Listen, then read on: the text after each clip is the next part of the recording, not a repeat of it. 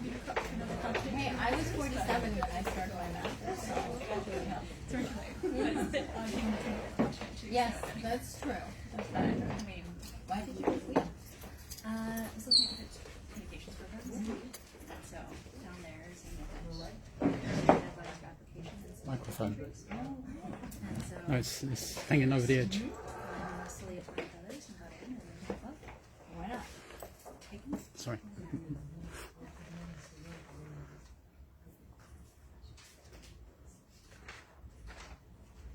Okay, great. Where are we going? Yeah. Okay, good. Hello, everyone, and it's so nice to see you all here. It's actually last October was the last time we were here in this office for any kind of event. So it's absolutely lovely to come back and to see people's faces when they come and say, "Oh, it's so nice to be here." So thank you. We really appreciate you all being here. So a warm welcome to you all, because this is an event that we run every September to welcome people that have just arrived. And it's a real pleasure to see you all.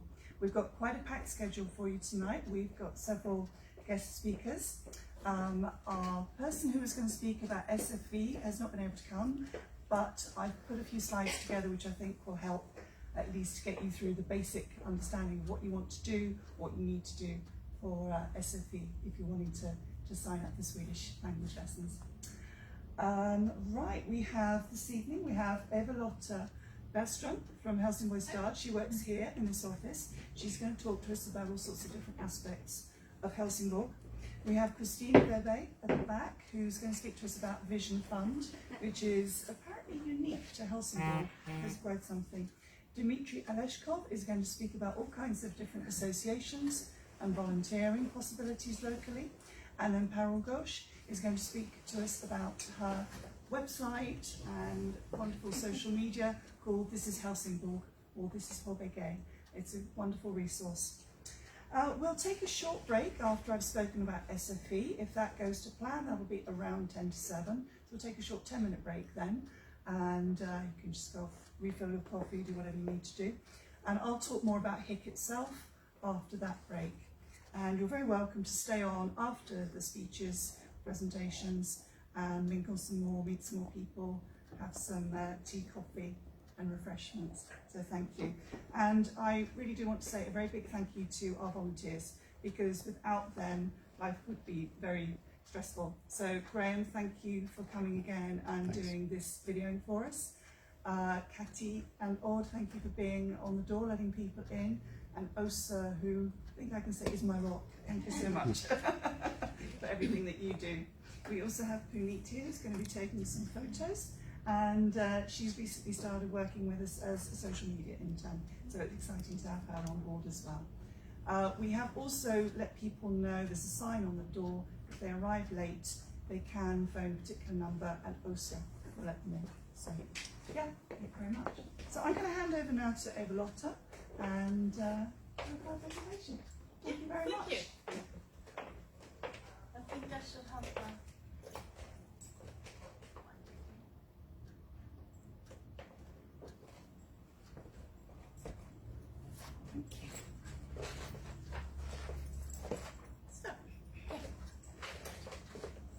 Hello everybody, my name is Eva-Lotta Bergström, and I work here at this office for Trade and Industry, which is a department within the Municipality of Helsingborg. And I will just tell you shortly what we do here. We have three focus areas, you can say. First of all, of course, the companies. Old companies, new companies, new starters. We also work with tourism, so we are very focused that it will come more visitors to Helsingborg. And the third one is students. So we are a little bit like the glue between the city and the university, and try to make Helsingborg as student-friendly as possible. I will take a few minutes of your time this evening to tell you a little bit about Helsingborg, some history, and a little bit about what will happen here in the near future. Helsingborg is a very old city. It's one of the oldest cities in Sweden. And we say that Helsingborg has a birthday, and that is the 21st of May 1085. And that is because that was the first time ever Helsingborg was mentioned in a text. And this text was a letter that the Danish king at the time wrote to the bishop in Lund. And it was something about donation he wanted to make to the church. And in that text he mentioned Helsingborg. So that's why it's the 21st of May 1085. And it has been a Danish city much longer than it has been a Swedish one. You know, Skåne, the county where we're in, and the counties nearby, Blekinge and Halland, they were all Danish up until a treaty in the Danish town Roskilde in 1658. Then it became Swedish. So Denmark lost all this area, and it was a heavy loss actually for Denmark, because this part of the eastern Denmark was very rich. It had a lot of big castles and a very fertile soil here, so it was very good harvests, and many rich and powerful people lived here. So it was really a big loss for Denmark. And everyone had to be Swedish all of a sudden. A new king, a new country, and a new language. I have a picture here of old Helsingborg. It's been made in 1589, and maybe you can recognize some buildings. Someone would help me? Yes, exactly. Up here. And you see it was surrounded by buildings and walls. It actually was the castle of Helsingborg. So Kärnan was the central tower of that castle, and it was where the king lived when he visited Helsingborg. But the rest of the castle was teared down during one of the many wars between Sweden and Denmark, and it was never rebuilt, sadly. But there is another building, this one here. It's the Maria Church, the Church of Mary, and it's still a church, and it's still standing there. But then, of course, everything else is very different. Now a little about Helsingborg today. Here's a lot of facts, and you don't have to remember everything. I will just highlight some of the facts for you. We have today approximately 150,000 inhabitants, and the city is rapidly growing. It makes us the 8th biggest in Sweden as a municipality, so to speak. Distance to Denmark, 4,000 meters, 4 kilometers. That's also one of the reasons why it has become a city here, because it's the closest part of Öresund. And of course, if you wanted to have a ferry of some sort, you put it where it's the closest to go. So it's a natural explanation. We have about 15,000 companies. Most of them are small and medium-sized. And the major industries in Helsingborg are logistic and trade. And that's also not so difficult to understand. We have a big harbor. Most of the fruit and vegetables that comes to Sweden comes through our harbor here.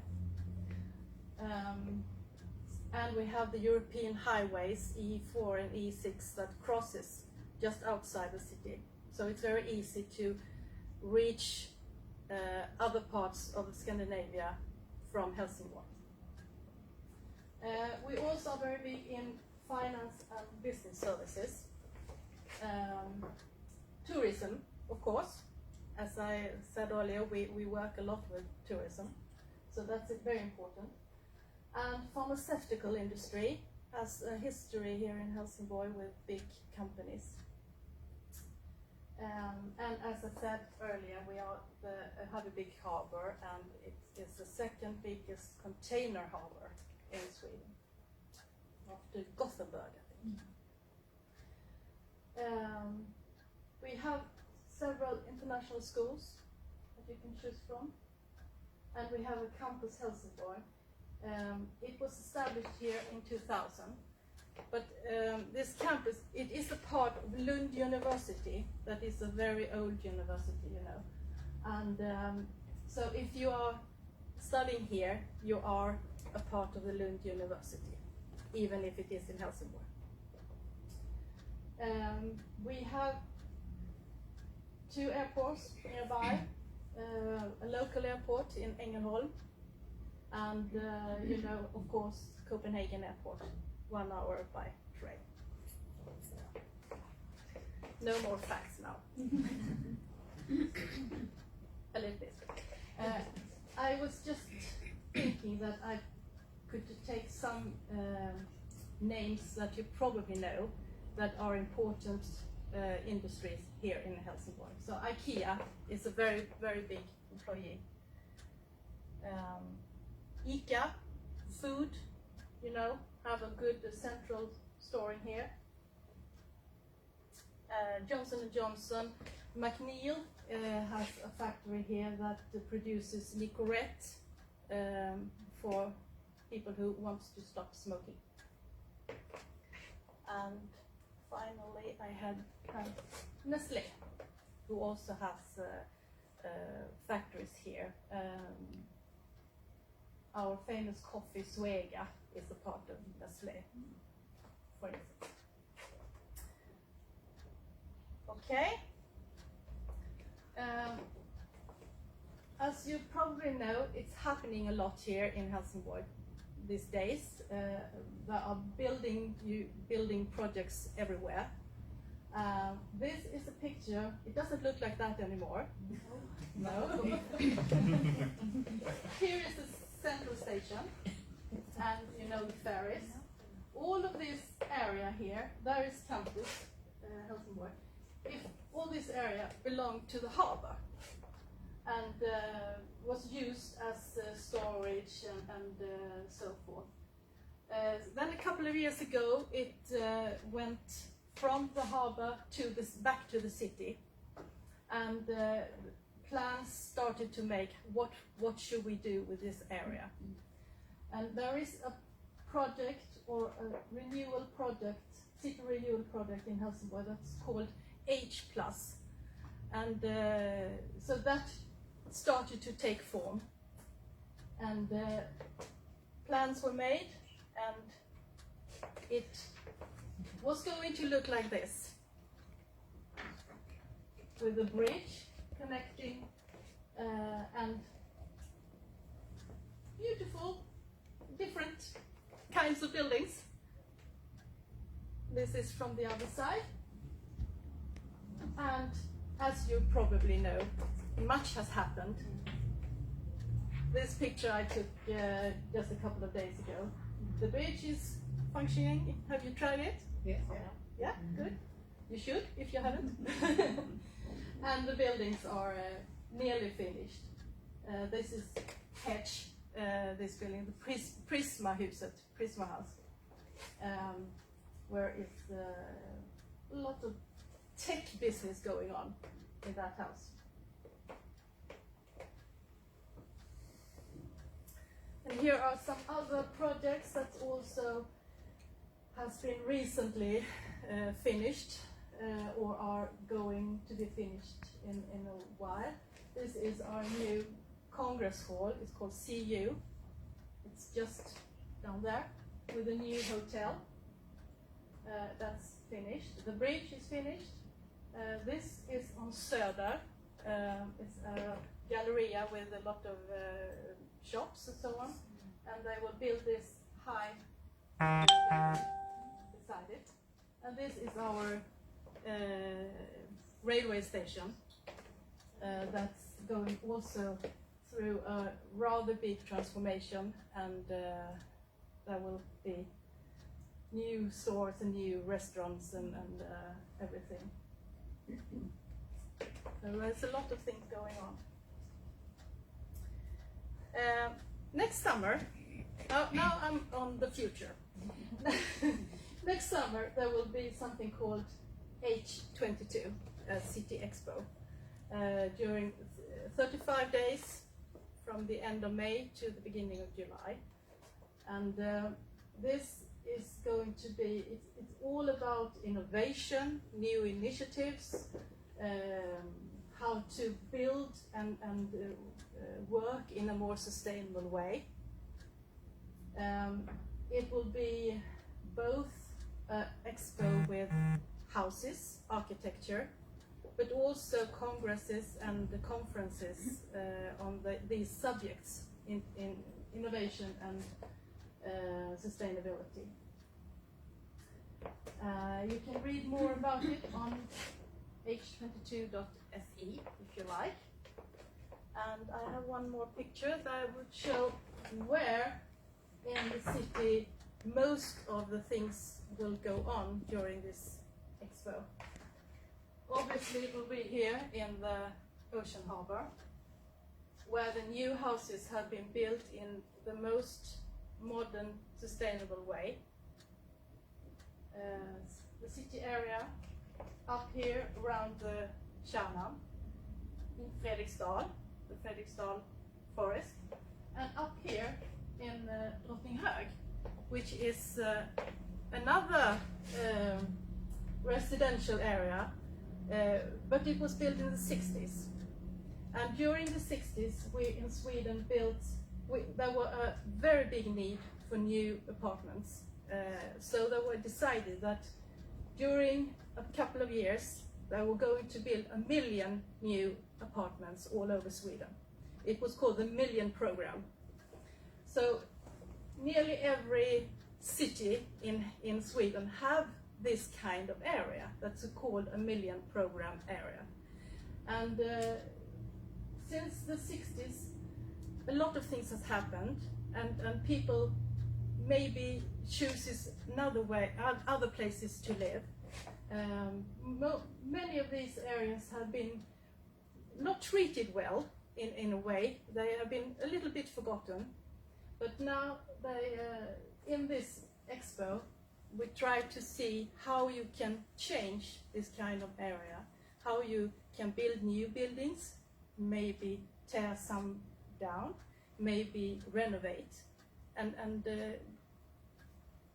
yes, that will be a showing of this area during the expo. And there will be more information about events and so on in October. So you can look at the homepage h22.se.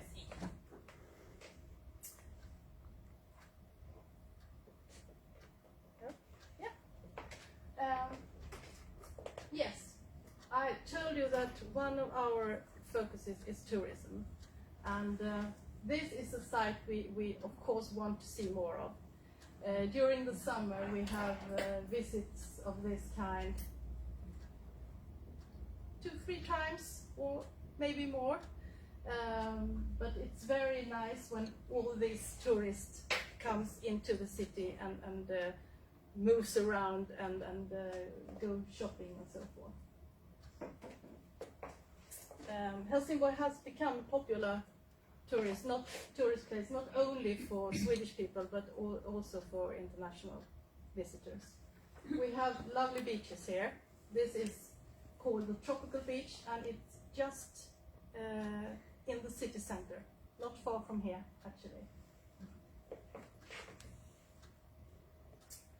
And during the summer there are a lot of restaurants and pubs and so on that pops up close to the sea, so you can sit and eat and have a wonderful view. But then we have the winter, you know. It's very dark in Sweden during the winter.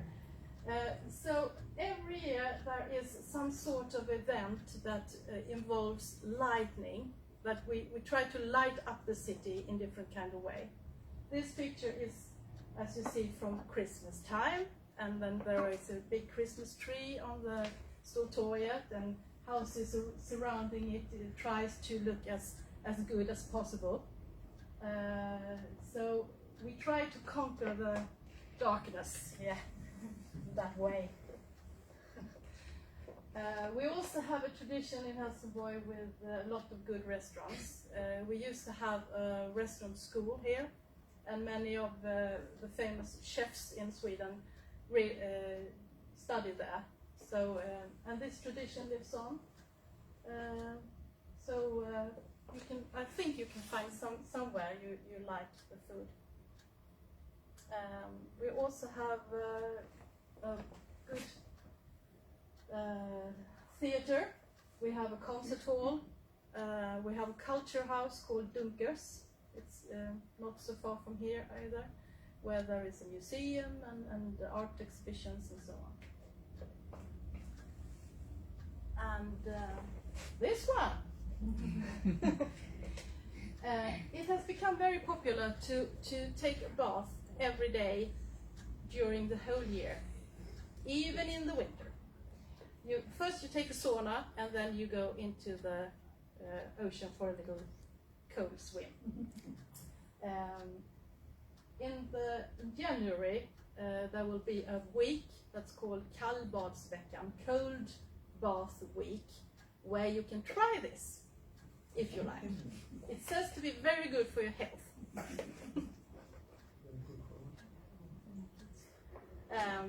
And when you're in Helsingborg, I think I would just talk about 5 attractions that I think you should know about and hopefully visit. Fredriksdal, it's quite near the Helsingborg Arena, if you know it, in central of Helsingborg. It's an outdoor museum. It was a donation to the city. It was a farm, you can say, with animals and so on, and forest surrounding it. And the donation made it clear that this was going to be an outdoor museum, and people should be able to go there and see how the life was in the old times. So during many years the city have moved old nice buildings up to Fredriksdal. So if you like to go there, you can learn about how life was in Sweden couple of hundred years ago, what they ate, what kind of animals they had, what they grew, what vegetables they grew. And there are also a good restaurant and cafe. It's a very nice place to go, and during the whole year, actually. Sofiero, it's a little bit north of the city. It used to be a royal summer castle, but when our king's grandfather died, he donated this castle to Helsingborg, and it's very famous for its gardens, the beautiful rhododendron gardens, and in summer times there usually are concerts in the garden as well. Also a lovely restaurant where you have a beautiful view out of the horizon. Mariakyrkan, we talked about earlier, very old. It was finished in 1450, but they started to build it 100 years before, actually, and it was built on the ground of an even older church, so from the 11th something. Dunkers Kulturhus, the Dunkers Culture House, is not so old. It was built in 2000, something like that. But here you can find the Helsingborg Museum, if you like to know more about history and so on. And there are also art exhibitions, and you can also listen to music. The children go there for music school and so on. And of course our beloved Kärnan. Built some around 1330, I think, something like that. 35 meters high, and you can go up there and you have a magnificent view over the whole area of the Öresund. And you can really understand why they built this castle there, because you have total control of what's going on this Öresund. What ships goes in and what ships goes out. And there are you can go. There are all different kind of floors you can explore in the Kärnan Tower. So that was all, folks. I hope you know a little bit more about Helsingborg. Thank you for listening. Thank you.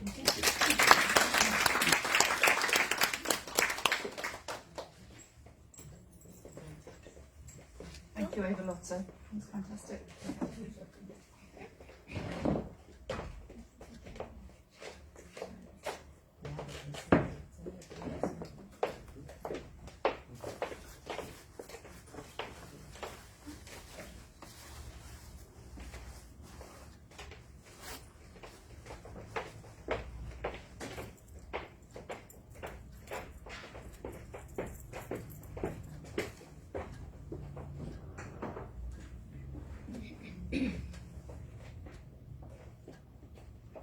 Great, thank you.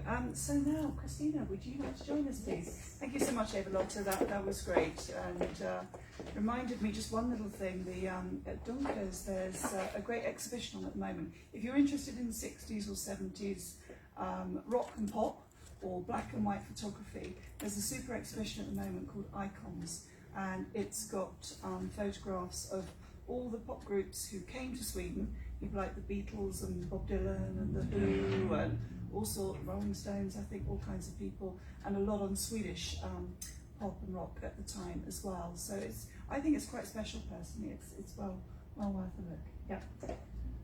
Thank you, Christina. This is for you, a little microphone to pop on. So Christina will talk to us now about the Vision Fund. And okay, are you okay with the? Don't want to trip on this. Yeah. You okay with the? Yeah, I'm good. Thank you. Hi, everybody. My name is Kristina Weberg, and I'm here to tell you a little bit about Visionsfonden, which translated to English is the Vision Fund. And the Vision Fund was launched back in 2014 when the city of Helsingborg launched the Vision 2035. And the Vision 2035 explores the idea of what will the city be like, what will it smell like, what will it look like, how will the city function in the year 2035. And the intention of the vision is to give us all a direction, those of us who live and work in the city, where are we going kind of thing. So that's when they launched the Vision Fund, and up until today the Vision Fund has granted more than 110 projects. Okay, there we go. And the Vision Fund is a fund that has 1 million krona a year that we give to different projects that are of an innovative character and that have a direct social impact in the city of Helsingborg. And a project can apply for up to 100,000 crowns. You can also apply for less, but that's the max. Obviously, with such a wonderful fund, there are some basic criteria. One of the criteria is that you have to be 18 years or over. You can be an individual, organization, association, or company, but you can't be an employee for the city of Helsingborg, because the city of Helsingborg has a different innovative hub for employees. And your project must take place in Helsingborg. So you don't have to be from Helsingborg, but you have to aim your project at Helsingborg. Okay? And a few other things that your project must have is you have to have a clear budget with several budget posts. You can't just say, well, the budget for my project is going to be 100,000. You have to sort of think about what are you going to be spending the money on. Are you going to need materials? Are you going to be needing maybe project management fee, even if you have to have some fika, if you're going to be organizing workshops. Does everybody know what fika is by now? Yes, one of the best Swedish words, I would say. What else? Yeah, you have to have a concrete goal. You have to be able to explain sort of what you want your project to result into. And every vision project is time limited. It can only take up to 1 year. And when you write your application, you want to sort of have an idea of what is the timeline that you're planning for your project. So you want to have a clear starting date and you want to have a clear ending date. Obviously, it has to benefit the residents or the city of Helsingborg, and you need to be able to put into words how your project is contributing to the sustainable social development in line with the Vision 2035. And most importantly, it has to be innovative. It has to be something that hasn't been done in Helsingborg before. And preferably, it will also encourage the residents to engage with each other and with the city. And that's what makes the Vision Fund quite unique, because usually a fund is aimed at only innovation or maybe at making a social impact, but the Vision Fund wants you to do both. Okay, I'm going to tell you a little bit about past projects. Hopefully all of you recognize this one, yes, Sally's wonderful podcast. Which is for people like yourself. And if you haven't listened, go in and listen, because there's a lot of useful information, which also makes me think of Parul, who's going to tell you about her project, which is has a similar aim to help you in the city of Helsingborg. Another very interesting project was called Roller Skates, and the idea owner, Jeanette, she wanted to find what she called a democratic way to bring people and the art in Helsingborg together. So she bought 40 pairs of roller skates and protective gear, you know, everything that you need. And she designed a guided tour from, you know, Gåsebäck, where you have the grassroots street art, taking you all the way to the fine art of Dunkers and Stadsteatern. So really taking you to and through all aspects of art in Helsingborg, which I think is a splendid idea. Another project, a safari in the dirt, was a piece of performance art. The project owner, Kasper, he wanted to put up a play where actually half of the audience were actors, but the rest of the audience didn't really know who was an actor and who was an audience person, which inspired basically the whole audience to interact with the play, making it a complete unique piece of performance art that hadn't been done in Helsingborg previously. And I just thought of another interesting project that was in the early years of Vision Fund, which was called Helsingborg Bees. And they wanted to encourage different companies in the city to help biodiversity. So they contacted different companies and came with sort of a beehive, what you call these sort of, and placed it on the property or on the top of the roof and sort of maintained it and educated them of how to take care of it, just to sort of encourage companies to help us, which is really, really important and a super innovative idea in Helsingborg. So why am I telling you about Visionsfonden? You know, you just got here, you got other things to do, but actually your eyes are super important in the process of innovation. Eyes that come from outside, that have a different perspective and a different point of view, are usually the eyes that can see what is a city missing. If you think about your hometown or your home country or any place that you've been maybe on the way that you've lived for a longer time, and you think about what social functions am I missing here, what is normal or something that I take for granted at home and doesn't exist here. That's an innovation for the city of Helsingborg, and that's where you could do something really positive for and have a positive social impact on the city of Helsingborg. If you do have an idea, big or small, a dream, a thought, maybe just a little hint of something, what we do at Visionsfonden is we coach you. We help you narrow down your big dream into a project, maybe a test for something that you want to scale up later, because 100,000 can seem like a lot of money, but on the scale of things it's not that big, so you can't make the biggest project ever, but you can do a test of something that you think will be great and you want to do later on. And if you come to us, we can help you see how you can do that and help you with your application. And there is information in English as well, and you can write your answers in your application in English. That's not a problem. We have usually 50% of the applications are from English-speaking people. Okay? And then just sort of turning back to the City Expo that Eva-Lotta mentioned. This year we have one deadline left for the Vision Fund, and that's the 31st of October. I was about to say August. 31st of October. And then next year we won't be having any deadlines because we're going to do a big Vision Fund event at the City Expo. So if you think you have an idea but you're not yet ready for the 31st of October, contact us anyway, because you'll have a great chance to get coaching and help at the event as well to work out your project.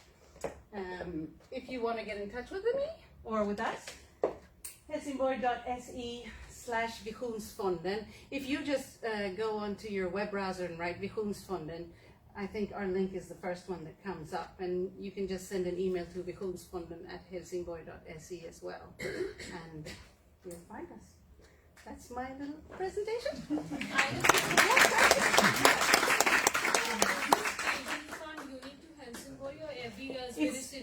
It's unique to the world as far as we know, actually. There's a similar one in Botkyrka, which is a community outside of Stockholm, but otherwise the Vision Fund is completely unique as far as we know. Yeah. Any other questions? No? Okay. The criteria is on the website, right? Yeah, the criteria is on the website as well, and you can also just look for Visionsfonden English or the Vision Fund in English. And I mean, any thought, question, nothing is too small. Just send me an email, and I'm pretty quick to answer or pick up the phone.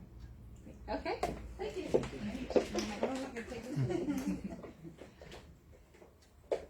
Thank you, Christina. Thank you.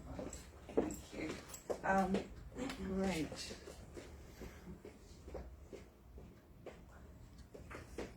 Thank you, Christina. The Vision Fund is a fantastic thing. As she said, as far as we know, it's unique to globally, which is quite something.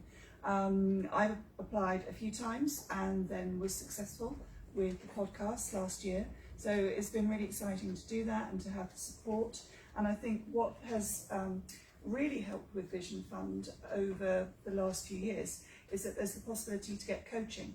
So you can have an idea, you can send an email, you can have a chat, whatever. You can float your idea, see if it sounds feasible.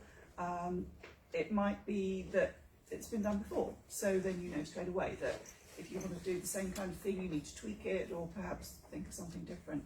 But a lot of non-Swedish people have applied for Vision Fund and have been successful with it. And even if you're only here for a couple of years, if there's something that you think you could do here, then this really is the opportunity. And Helsingborg's very proud of this fund, that you can do something if you want to. So it's very exciting. And I don't think the application process is too difficult either. Obviously, like all things, you need to be organised, you need to figure out what you want to say, but you can go through the questions and write them down for yourself, copy and paste them and figure out what you want to do. Don't leave it to the last minute like I usually do. Try and figure it out a bit before. But sometimes I think something just comes to you. Like last year when I decided I wanted to do the podcast, suddenly it just kind of came. It's like, right, I want to do the podcast. And I had some ideas of how I wanted to do it, spoke to Alexandra, who was working with the Vision Fund at the time, and she said, well, actually, there was this podcast in Swedish, which is kind of similar to what you're saying, and there's another one about cultural life. But I think if you can find something in the middle, it could work. So what changed for me was when I really started thinking in terms of episodes. And then when I thought, what episodes might people want to hear if they've just moved to Helsingborg, or if they've just moved back to Sweden after a long time being away. So that's when it became easier, and then it was much clearer for me. So yeah, we're very lucky to have this, I think, in Helsingborg. So we'll change tack a little bit now, and as I say, this is only going to be a basic introduction to SFE, but I've managed to get some slides put together today and give you a little bit of an idea of what it's all about. So again, I think it's quite remarkable that in Sweden you can come here and you can learn the language for free. I don't think there are many countries where you can do that, I suspect. So that's a great start. It always sounds slightly bizarre that SFE translates as Swedish for immigrants, but it's just how it is. It's one of those things. But the central place to find all the information is on the Helsingborg Municipality website. So you can just Google SFE Helsingborg and you'll find it. Everyone applies for SFE within their own commune, so there are possibly slightly different systems in different communes. It says on the website that there are 3 different paces at which you can go. So even for people who've had virtually no education at all, and are really starting from the beginning, and then perhaps people who've had a certain amount of education, and then people who have attained the sort of education that I'm sure most of you have. And it is quite flexible now. You can choose how you want to study. So you can study 30 hours a week, you can study 15, and there's also a flexible schedule if you can't quite do it that way either. So depending on what you choose to do, I'll come back to this in a minute, you'll get a bit more information on different things. There are several different schools in Helsingborg you can choose from, and what they've also done since the beginning of this year is focus more on what they're calling vocational tracks. So you don't just come and learn Swedish. The idea is to help people get into work. So there are different types of profession that are highlighted within this. We'll talk about that again in a minute. Finally, I would really recommend our Hick Talks podcast episode all about SFE, called Pratar du Svenska. So we had one of the people working in Arbetsmarknadsförvaltning, the labour market administration, who herself has travelled and lived in lots of other places, so she very much gets the idea of what it's like to move to a new country and to settle in, to find your feet, and how important the language is. So it's actually a really good resource, so I say so myself. Okay, we can move on to the next slide, I think. Who can participate? Well, I think you're all more than 16, so you're all eligible. And if you don't have a basic knowledge of these 3 languages, you can apply. You do need to be registered in Helsingborg, and you also need to have your personnummer, your social insurance number. So that is a bit frustrating sometimes for people. They've got to wait a little bit until that comes through. But I hope that for most of you, that won't be too much of an issue.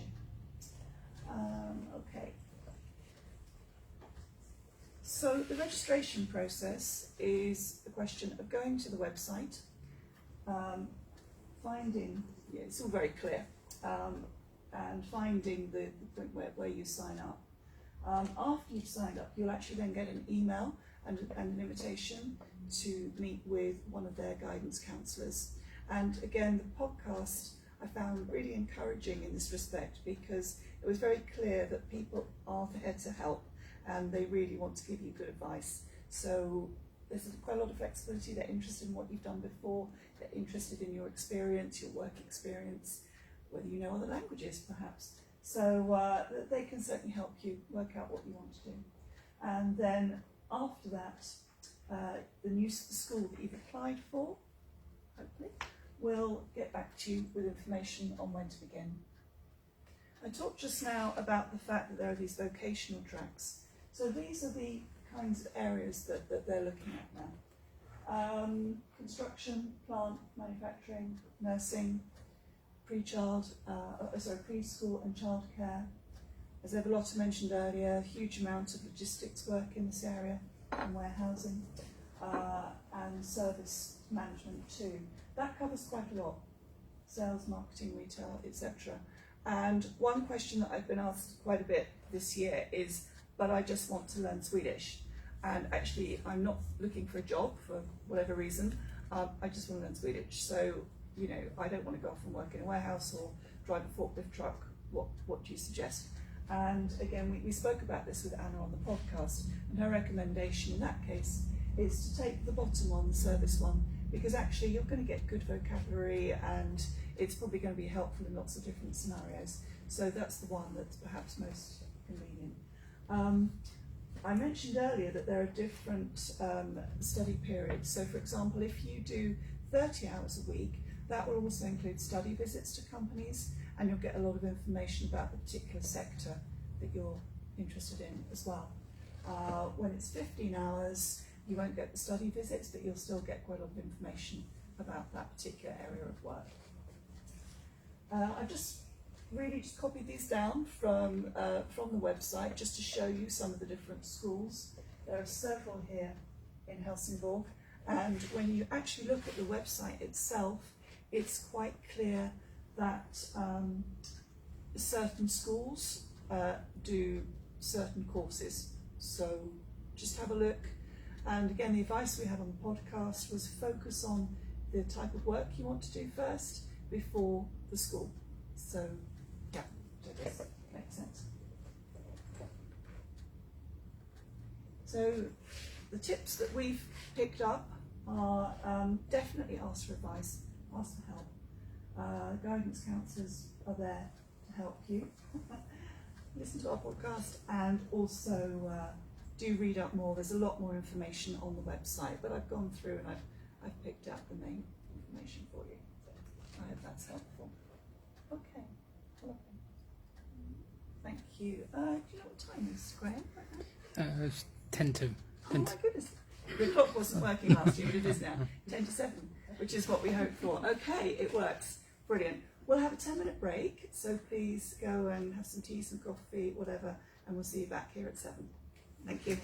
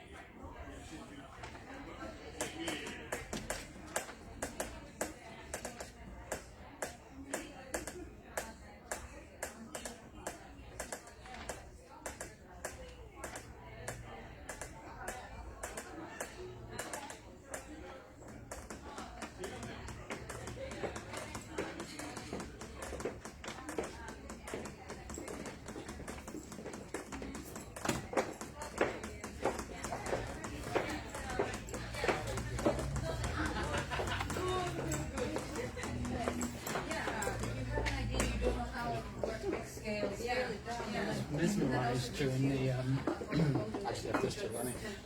There's people up the top of that thing in the windy weather. I was thinking they're not now, they've come now, they're working. I was just thinking,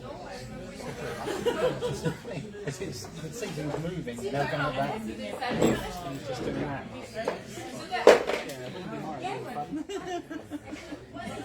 Hope you're welcome.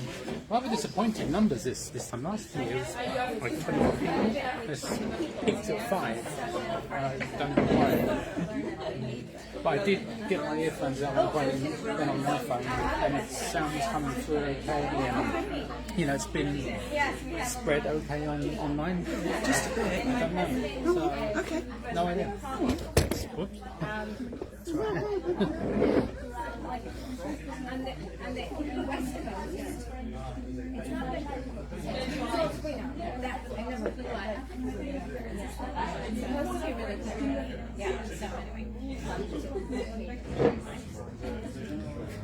We should take each other's numbers, and then we'll see what after us is.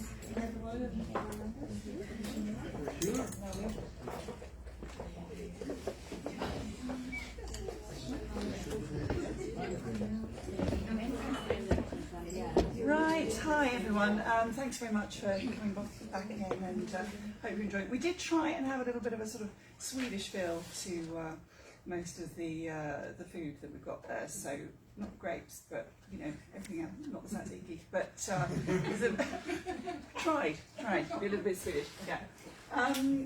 So I promised you I would talk a little bit more about HIC. I mean, I'm glad that you've already found us already, or perhaps you've I know some of you have heard me speak at the university recently, and others of you I haven't met before, so it's really great to have you all here. HIC is an independent association. We work in partnership with Helsingborg Stad, their trade and industry department, which, as I mentioned earlier, is based here. Essentially because they saw the need for an organisation or someone who can help with their attraction and retention of international talent. So HIC was actually started back in the end of 2013 and launched in 2014 by myself and my good friend Jenny. And we were sort of spent a lot of time talking to the municipality, knocking on the door and explaining what we were trying to do. And the idea was to have a platform where people could come together, both online and in person, where we could run English-speaking events, where we could make life easier for people when they arrive, so to provide a softer landing, to provide good information, and an opportunity to make friends and to network as well. So we're so happy that we have been able to work like this over the last, since 2017, we've been partners with Helsingborg Stad, and we've met all kinds of people through the municipality as well, and yeah, we're very happy to work like this. We hope that what we do makes it easier for you when you arrive in Sweden, that, as I say, you can make new connections, that you can find out from other people what they're doing, what tips have they got, sometimes work connections, sometimes ideas for volunteering or getting involved in a sport or something like that. All kinds of reasons for getting to know other people. And I know that some really great friendships have been made from our meetings, and I'm very happy and very proud about that. Oh, look at you two at the back. Oh, we met here. Katie was telling me just now it's like an anniversary for you that you actually met these events, so that just makes me really happy. And the other thing is that it makes it much easier for companies if they know that there is a support system here as well. If they know that there's an organisation that can help their staff when they arrive, and you know, help, not just help at the very beginning, but also as time goes on. We've got people who have lived in Sweden for 30 years who come to our event, so they're just happy to be involved and be part of what we're doing.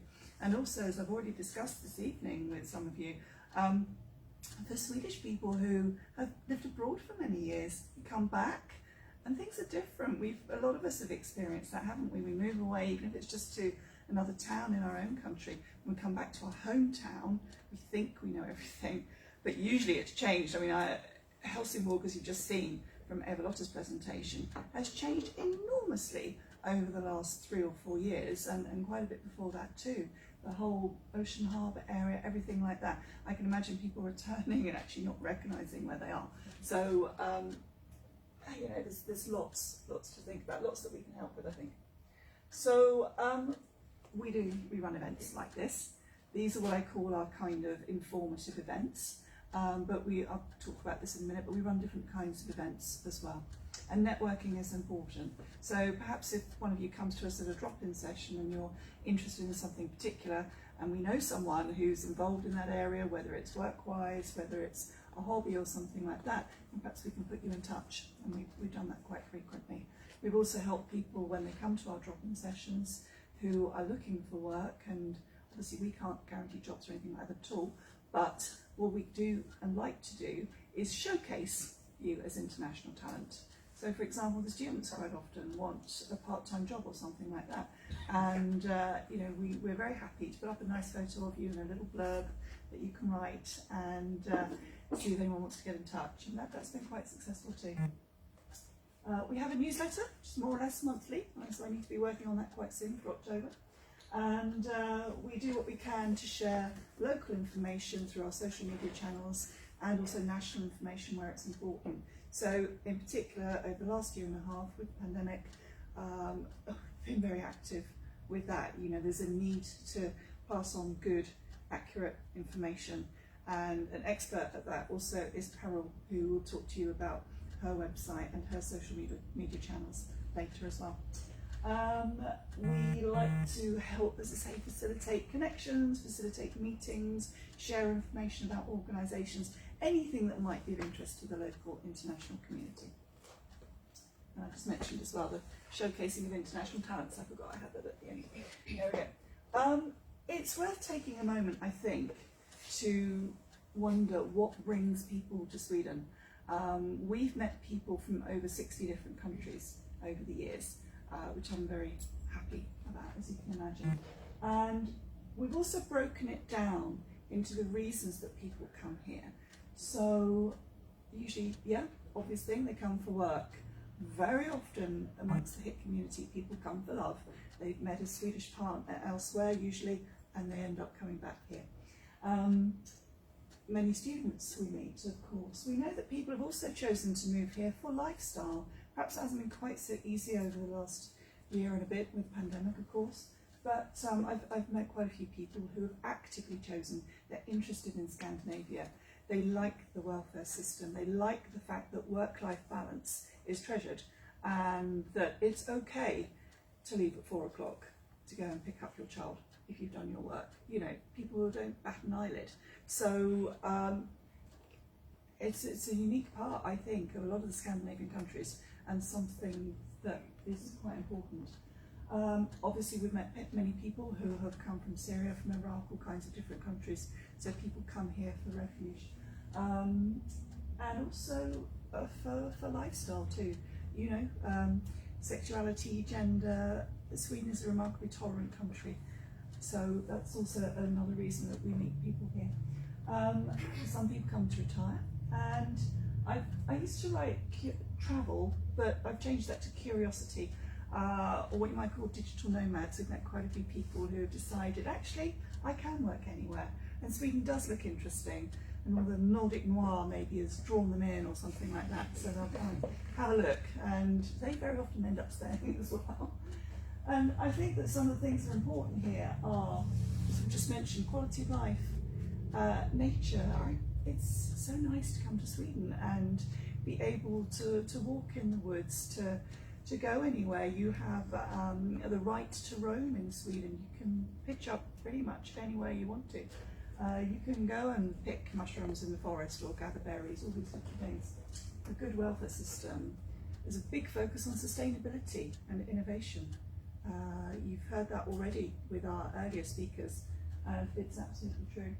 And I'm just talking also about human rights, and also I would add democracy. People come here because it is an open, transparent society. There's minimal corruption in Sweden, so it's also something quite special.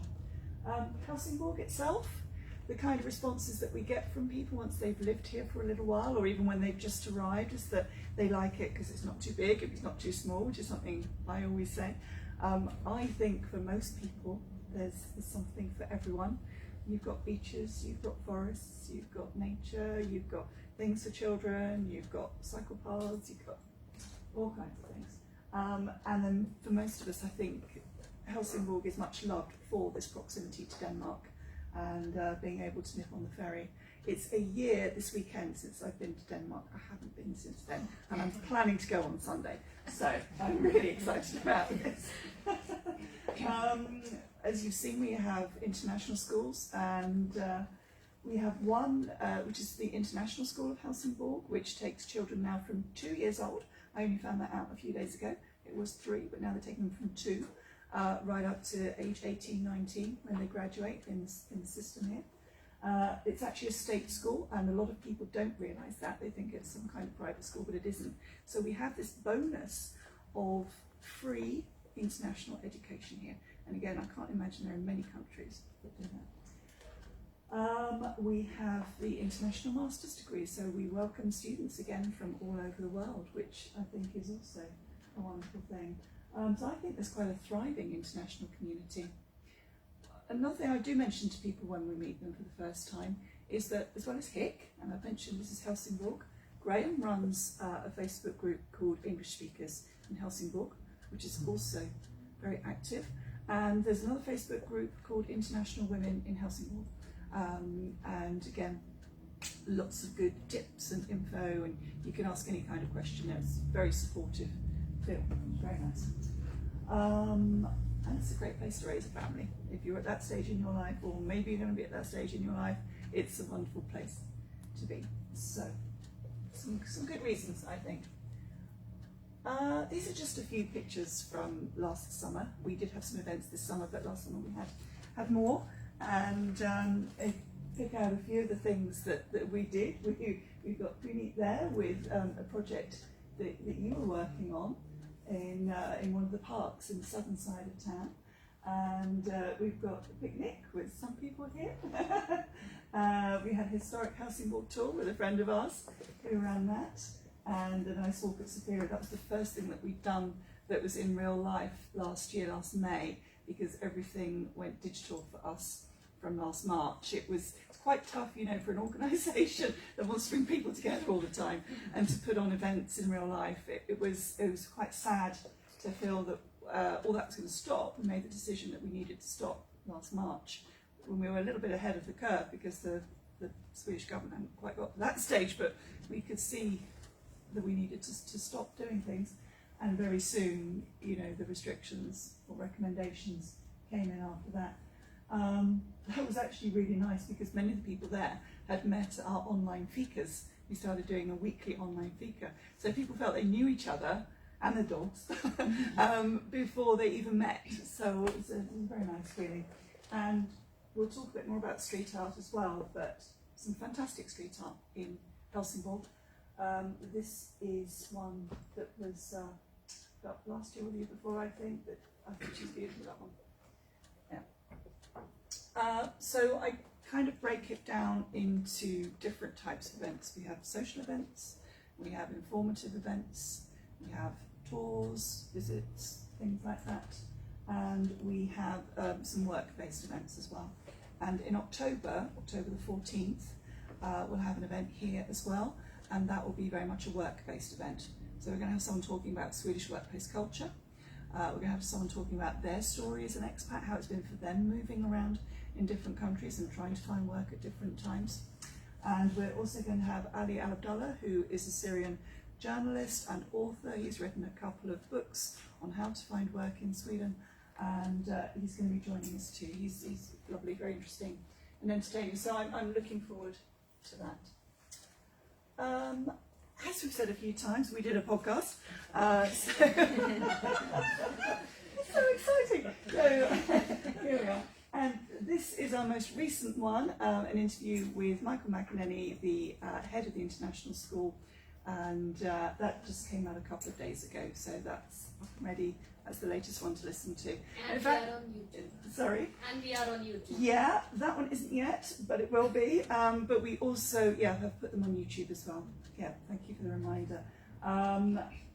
This is actually our penultimate episode, so we've got one more, which is going to be about how to find work in Sweden, actually. So we should be interviewing for that next week. We've also been involved in other things over the years. A couple of years ago, I was part of the SOPACT Accelerator for social entrepreneurs, which was very nice. It was a 3-month programme and led to all sorts of other connections and interesting insights. And in fact, as a result of that, we ended up in the 100 Social Innovations in Skåne website, and we were also invited to a study visit in Eindhoven in the Netherlands. There's a fantastic setup there for international people coming to Eindhoven. It's a real ecosystem of the municipality, the university, companies, all kinds of different organisations working together really well. So they're the kind of, I've forgotten the right word right now, but there's sort of the role model for that kind of situation. What we aspire to be with HIC. We're a long way off of that, but you can aspire. Also attended some conferences over the years, one in Tallinn and in Lund and Copenhagen and Malmö about the needs of international talent.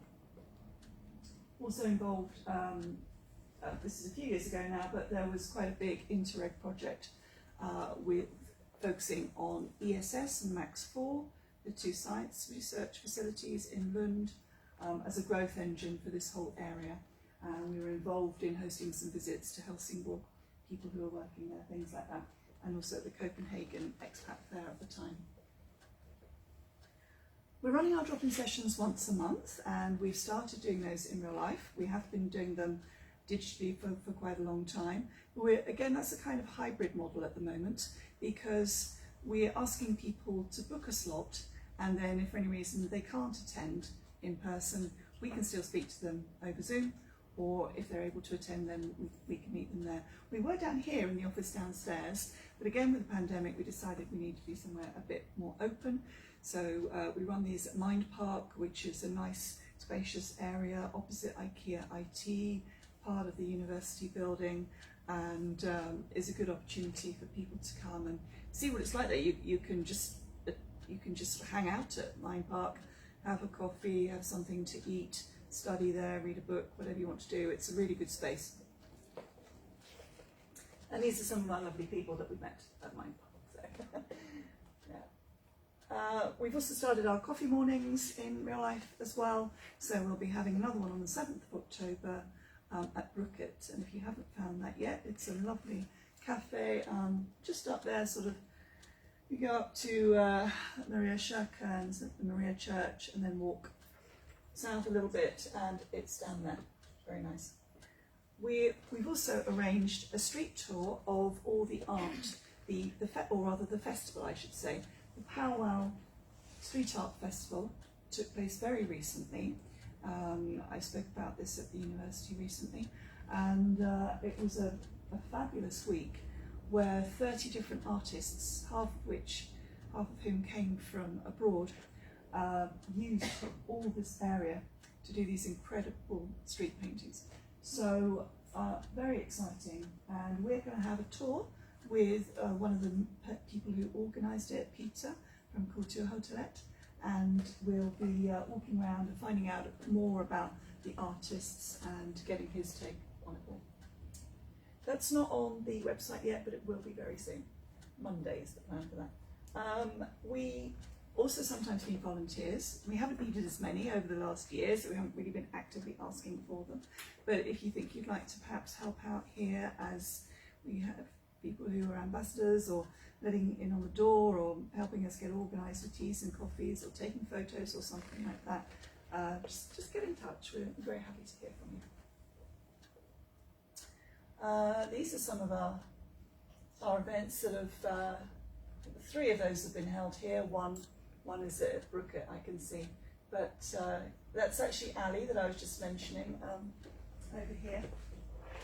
he was talking before about, we had an event called Ways into Work a couple of years ago. So he was talking about his experience and giving tips. And some lovely ladies we met, some lovely gentlemen we met. We've got a couple, they've got 2 returning Swedes there, a Scottish friend of ours and an Indian friend of ours, so a nice mixture there. And this is Jenny, who I actually started HIC with originally, so good to have her there. So as you may well have already found, you can come across us in lots of different places. We're on LinkedIn, Instagram, Facebook, we're now on YouTube, and our newsletter goes out to you through MailChimp, and of course our website, Helsingborg International Connections.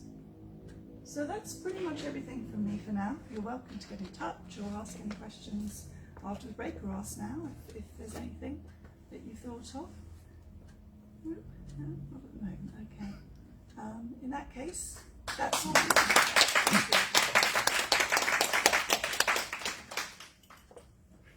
So now we're going to have Dimitri speaking to us, and I said in a post on social media yesterday that Dimitri is one of the most well-connected people in town, and I think that's absolutely true. So Dimitri, you kind of know everything that's going on here, so it was lovely that you actually asked me some time ago. Actually, you didn't ask me, I think you told me. You said, I need to come to your event in September. Of course, I put it in my calendar, so I needed to be there. Yeah. I just came from Copenhagen, where you want to go. It was really nice, but Danish is a little bit crazy. Yeah, some of them are still think that Skåne is part of Denmark. Unfortunately. Thank you. Good. I will need to change a little bit topic because I'm quite agile and I'm trying to fit to the things. I will talk about health. Okay. And you know what health is about? In my opinion, health is there are three types of health that we need to work with. One is physical health. You know, it's training, it's like exercising. The other part is mental, where we need to understand ourselves, like who we are, whatever things. And the third one is the social health. And that's why I will continue with volunteering. Because to be able to keep social health, you need to interact with people. And one of the easiest part is to get involved in some organization. Is it Helsingborg International Connections or other organizations that I will talk to about? I will just quickly, shortly present you what organizations are there. I think it's around like 300 different non-profit organizations just registered here in Helsingborg and active. They do everything from like sports to things like with the birds. They're like organization. It's like 30-40 people that's training birds to fly 400 kilometers and like to leave some notice and then come back. So then like everything is here. But let me introduce a couple of the organizations that I like and maybe you want to get in touch. And I will tell you how to get in touch with those organizations to increase your social health. And your network as well. Because to be able to do stuff, you need to feel good and you need to have connections. Then you can do anything. One of the organizations that I really like is Scouts. How many are familiar with what Scout is? Yeah. It's a world organization, one of the largest. More than 50 million kids are in that organization worldwide. In Sweden, it's 75,000 kids. In Helsingborg, we have 9 different scout organizations here, and usually they're looking for leaders that can be there, help with kids, do different types of events, and of course you will get education. Everything is digital. You go there and you say, oh, I can volunteer, and they send you a link. You go like through 1 hour of like what scouting is, and you're like leader. And you can be part of that. organization and be part of all of those leaders that are doing. It's 75,000 totally in Sweden, kids that are involved in scouting. The other organization, it's a little bit crazy. Do you know what they do? You're not allowed to say? Ice hockey. Yeah, yeah. 800 kids are playing ice hockey in Helsingborg. 45 of them is girls. It's increasing really, really quick. On Saturday, there will be a competition between girls in Helsingborg, Malmö, Ängelholm, and a couple of other cities. So there will be around, I think, like 100 kids that will play hockey, only girls. On Sunday, there will be competition of mixed teams, so there will be a lot of boys as well there. It's a big organization, they need also help. And you don't need to be on ice skating, you can help on other stuff like that. But if you want to get to know a little bit more about them, just come on Saturday and Sunday and see how cool it is. It's a little bit cold there, just so you know, but it's really cool. The third organization that I would like to talk about is Not Wandering. It's a Night Watchers. It's a really cool organization that I think there are plenty of different local representatives here and a lot of groups that are doing Not Wandering. I started one at Söder. Anybody that's living at Söder? 1, 2, 3, yeah. So we will walk at Söder. But there are plenty of organizations at Maria Park, and yeah, you can find probably on the internet. But it's really cool just because by investing a couple of hours of your time to take those, what do you call them?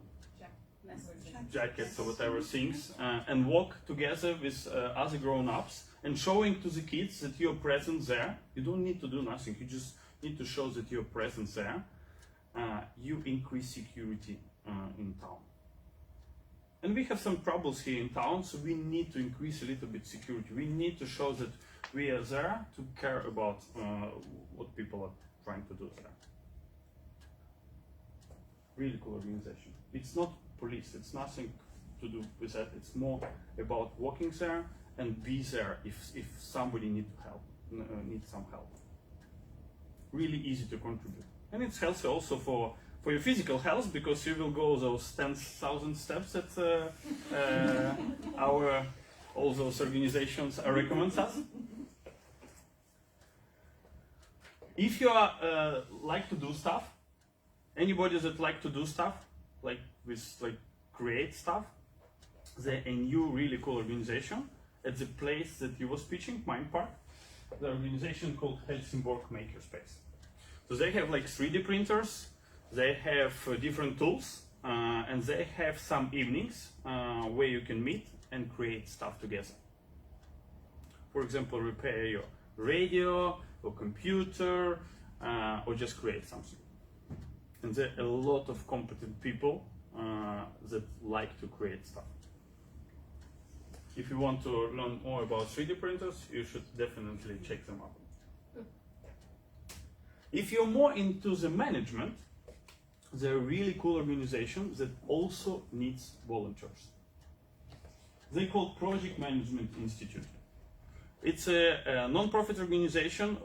It's also, I think there are like 500,000 of people worldwide. In Sweden, it's like 1,200, 1,400 people that are in that organization in Sweden. People that are working with project management. So if you have some connections to project management and you would like to increase your network in that, or your understanding, your knowledge, you should definitely get involved with that. You will probably be able to watch it online, and you will see those slides, and you can just Google it, and you will go to the Swedish website, and you can even apply to be a volunteer on their Swedish website, and then somebody will call you and you connect, and maybe something will happen. In next year, in March, they're doing really great big conference, but it will be in Göteborg.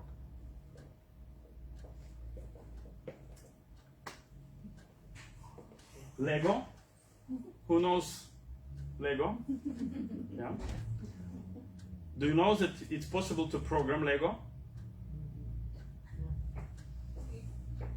So we will have two teams from Helsingborg with kids between 6 and 9, one team, and between 10 and 16 that will on 13th of November compete in Lego First Lego League. It's a national competition of how to program Lego. So it's possible to make robots with Lego and program different types of intelligence so it can do some stuff. We will need some volunteers as well. That organization will need also volunteers during that event, 13th of November in Malmö. Just go there, apply.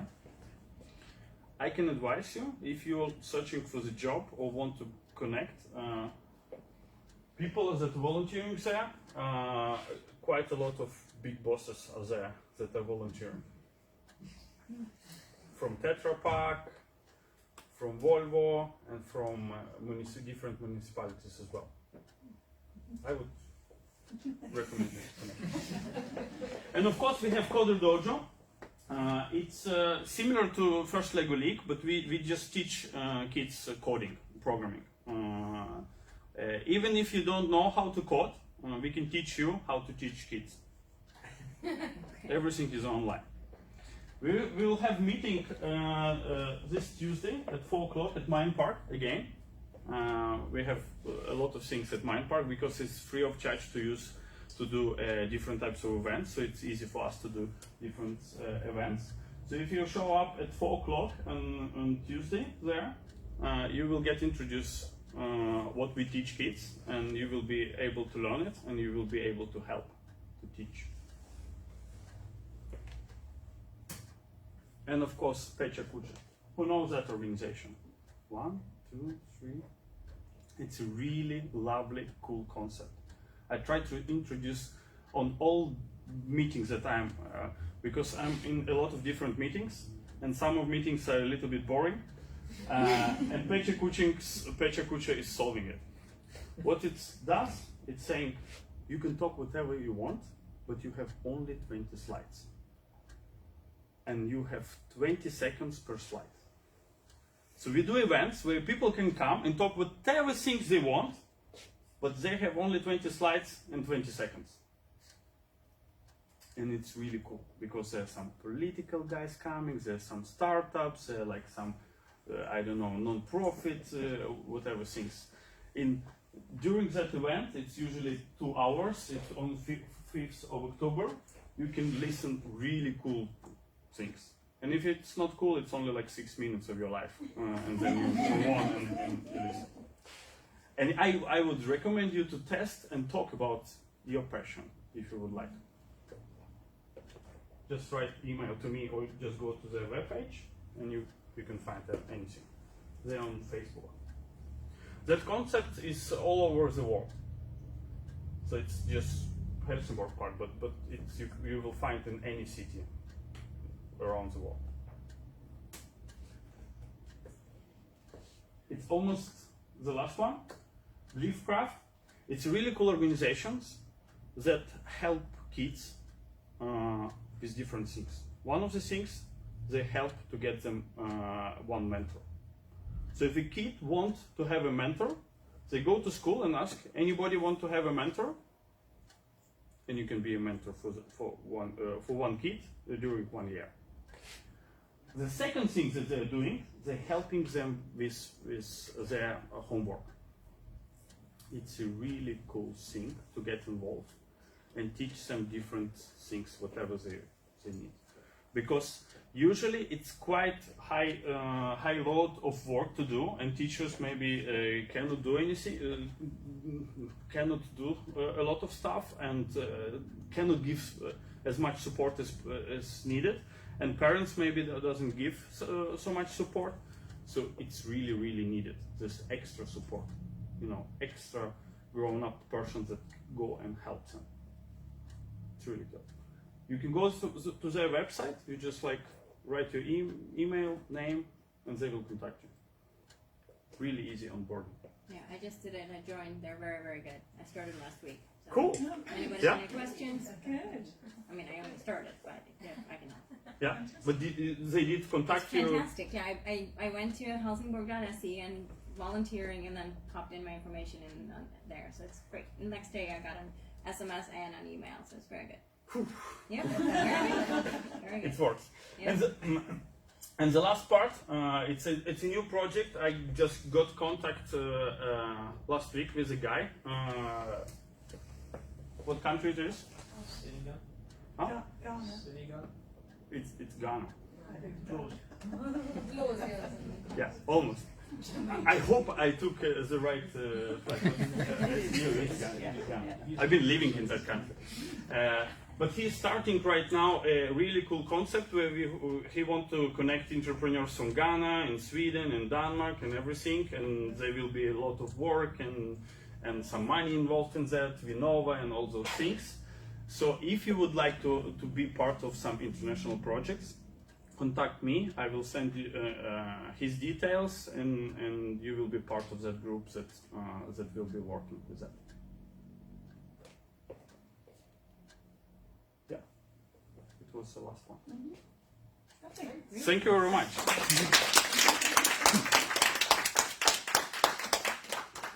Did you give your email address?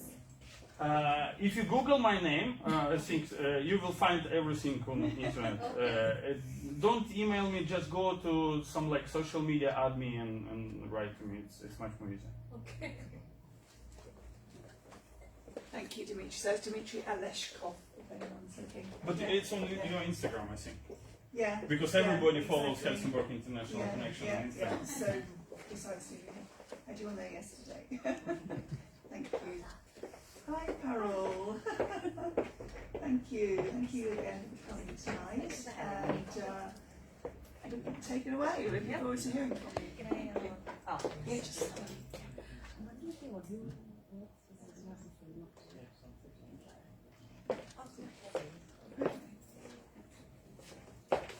Hi everyone, my name is Parul and I'm from India.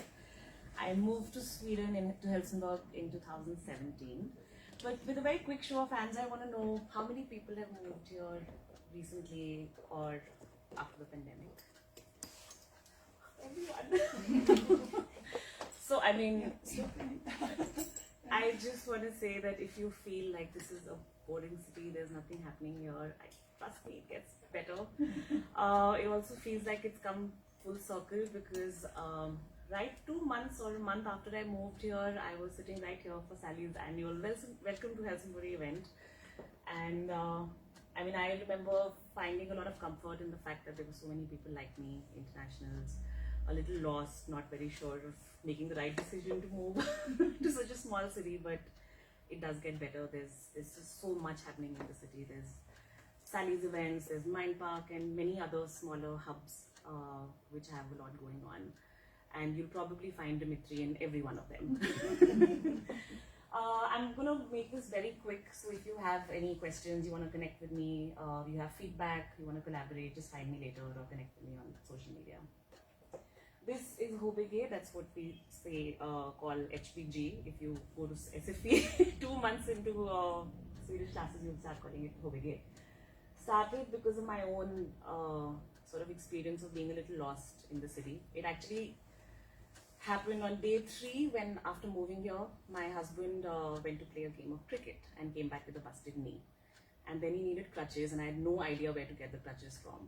So I went to the most obvious places like Apothek and I even went to Stadium. And I didn't find anything, and that experience sort of made me think about the fact that, you know, when you're in a new country with a new culture and a new language, just the smallest information is missing. And I mean, you have a lot of helpful Facebook groups, but I just felt like if somebody could do something like a resource site, summarize information, that would be great. And I never thought it would be me. But then I got introduced to Vikundsfanden and applied, didn't get it, applied again, collaborated with Sally and Hick. And the idea was very simple, to create a website with just everyday information. Things like, I mean, now it's grown a lot. I think earlier it was very long drawn articles, but I've moved on to summarizing information which is very quick to consume.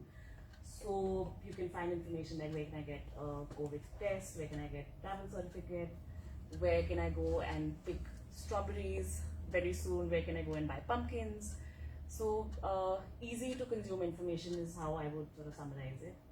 I've also got a section, so I've got a section on COVID, I've got a section on daily tips and tricks, and then something called Life in Helsingborg, which is stories of people who've moved in the city like you and me. So a lot of people, my favorite is when somebody shared, how do you know where to throw the garbage and how do you know how to sort it? Yes. Right? So, I mean, there's so many people who come, and I did that, where we just didn't know what to do, so we packed all of it up, drove very far away from Helsingborg, found a big bin and just threw it all in. But you know, these are everyday stories which people are going through, and my idea of sharing stories was not just to show that it's all great and hunky-dory, but also to show that sometimes you can get lonely and everybody's going through the same sort of troubles and making the same mistakes. So you kind of find some solace in you know, being together. I have a website, I have Facebook, and my focus is a lot on Instagram, where this is a sort of a recent edition where I do a weekly roundup of updates from Helsingborg, Skåne and Sweden. So things like, people like to know how many COVID cases there are, how many people have been vaccinated, so it's very data and statistics specific. You can find the latest information on rules, on things like, for example, what the city is up to and how you can get involved. We talked about H22 before, but a lot of people, I think they feel that that's at a municipal level, that's something that the city is doing. But it's actually a lot of stuff that you can get involved in. Like, there's now going to be a contest for architects, which is coming up, where you can sort of put in a design proposal for a new ocean bathhouse. So, you know, things like that, where I feel like it's not just a new city that you moved into and that's it, but you can really do so much more. So all of this you can find on Instagram, and I recommend that you get on the page and just scroll through and find a lot of information. I'm not sure if this is gonna work, but I can try. So this is actually, if it doesn't work, you can just find it on YouTube, on Facebook, but there's a lovely photographer here called Anna Russell, and she's also a HIC friend.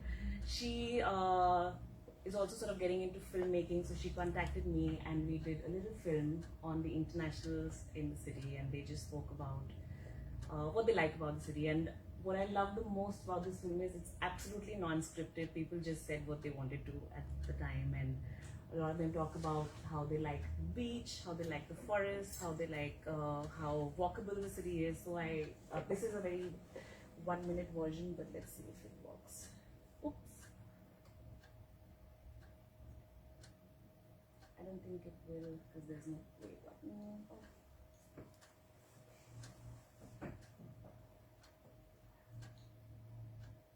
Are the speakers connected though? I don't think they will, right? I don't think it will, because I downloaded the slides and I didn't see any.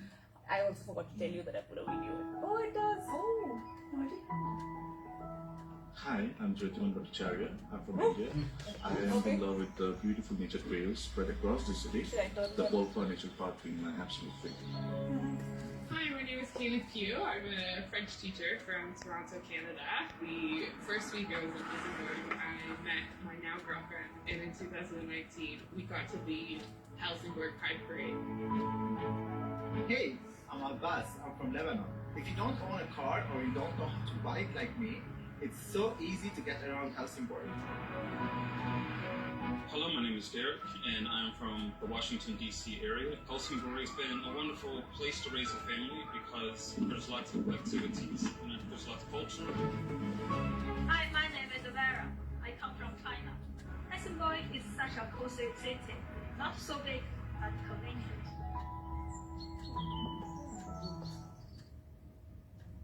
So, I mean, I think my idea now is to sort of do more of storytelling, do more videos, showcase stories. If any of you want to talk about how your experience has... Oh my God. how your experience has been of moving to Helsingborg. Please get in touch. I'd love to share your story, good, bad, ugly, weird. It's just helps everybody to sort of find each other. I did get support from Vikun's Convent, but now I'm doing it on my own. I find a lot of people who get in touch to say that the information really helps them, and I just think I don't want to stop. So it's a community project. Keeping it very short. Please find me on Instagram, Facebook. You can email me. I'm all over the place. And yeah, welcome to Helsingborg.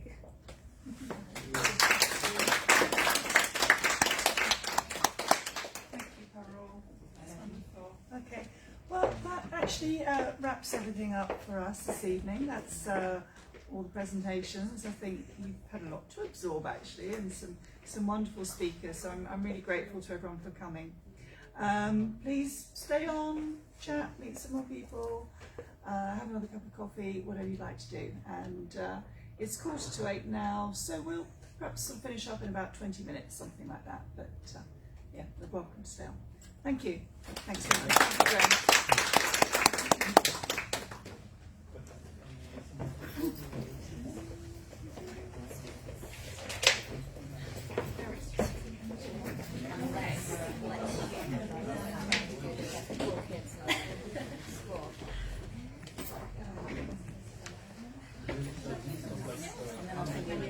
I'll send you an email with that.